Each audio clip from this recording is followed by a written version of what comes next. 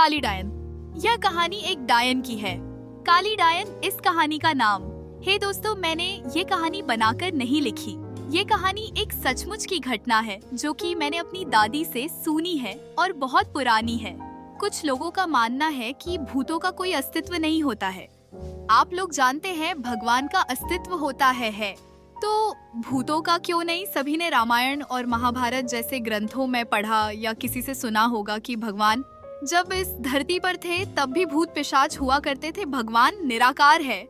निराकार का अर्थ होता है जिसका कोई आकर नहीं होता। जो लोग जिस रूप में भगवान को पूजते हैं, भगवान उसी रूप में उसे दिखाई देते हैं। तो प्रेम से बोलिए भक्त और भगवान की जय। और समय व्यर्थ न करते हुए मैं आपको अपनी कहानी की ओर ले चलता हूँ। बहुत पुरानी बात है। तब पानी के ज्यादा साधन नहीं हुआ करते। लोग कुएं, बावड़ी, तालाब आदि से पानी पिया करते थे। तो ये कहानी भी एक तालाब की है जो कि उस काली डायन के जादू से अमृत से जहर बन गया था। ये डायन कैसे बनी, कैसे इस तालाब का पानी विष बन गया, मैं ये कहानी आपको बताता हूँ। एक गांव में एक औरत के कोई बच्चा नहीं था। वह औरत गांव के मुखिया की पत्नी थी। उसकी शादी को काफी समय हो गया था। सब लोग उसे बांझ कहा करते थे। सारे गांव वाले उसका मुंह भी नहीं देखना कहते थे। कहते थे कि इसका मुंह देख लिया तो पूरा दिन बेकार चला जाएगा। पर मुखिया की पत्नी थी, इसीलिए लोग थोड़ी बहुत बातचीत कर लिया करते थे। एक दिन गांव में एक फकीरा बाबा भिक्षा मांगते हुए आ पहुंचता है। तो वह बातों ही बातों में उसका हाथ देखने लग जाता है और कहता है, आपको बच्चा नहीं है ना? वह बोली, आपको कैसे पता चला? वह बोला, हम हस्तरेखा में निपुण है और हाथ देखकर ये बता सकते हैं कि क्या होने वाला है, क्या होगा। वो बोली, अच्छा तो ये बताओ कि मेरे बच्चा कब होगा? तो उसने कहा, आपको भगवान ने बच्चा तो नहीं दिया, पर मैं एक रास्ता बताता हूँ।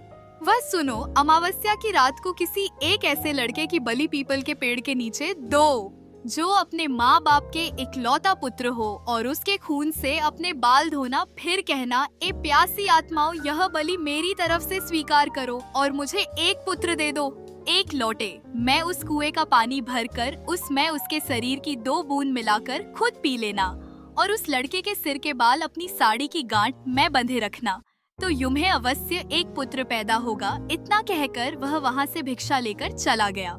उस दिन के ठीक 3 दिन बाद अमावस्या थी। उस औरत ने वही किया जो उस बाबा ने बताया था। उसने अपने देवरानी के लड़के की बलि दे दी और खून की 2 बूंदे पानी में मिलाकर खुद पी लिया और उस सिर के कुछ बाल को काटकर अपनी गांठ में बांध लिया और बिना पीछे मुड़े अपने घर आ गई।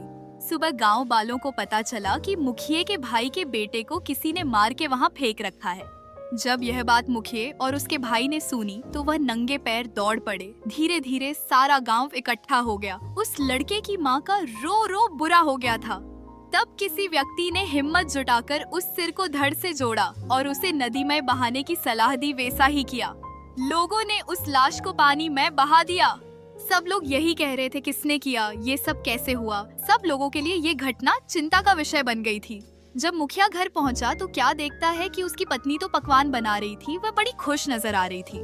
मुखिया ने क्रोध में कहा, क्या तुम्हें इस बात का बिल्कुल भी दुख नहीं है कि हमारे भाई का बेटा मर गया है? वह पहले ऐसी नजरों से देखी जैसे कि उसे मार ही डालेगी।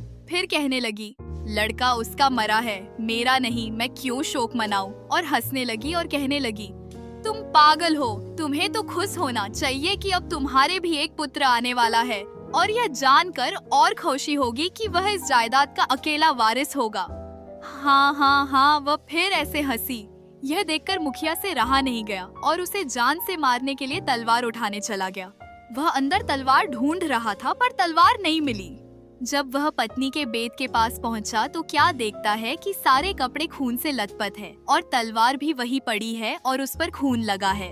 वह यह सब देखते ही समझ गया कि यह सब इसने पुत्र प्राप्ति के लिए बलि दी है। उसने उसे मारने का विचार बनाया कि अभी मैं इसको मार दूंगा तो सब लोग मुझे गलत समझेंगे, और वह वहाँ से चला गया। उस दिन से गांव में ऐसी ऐसी घटना नेक्स्ट चैप्टर देखने के लिए एक लाइक एंड सब्सक्राइब करें।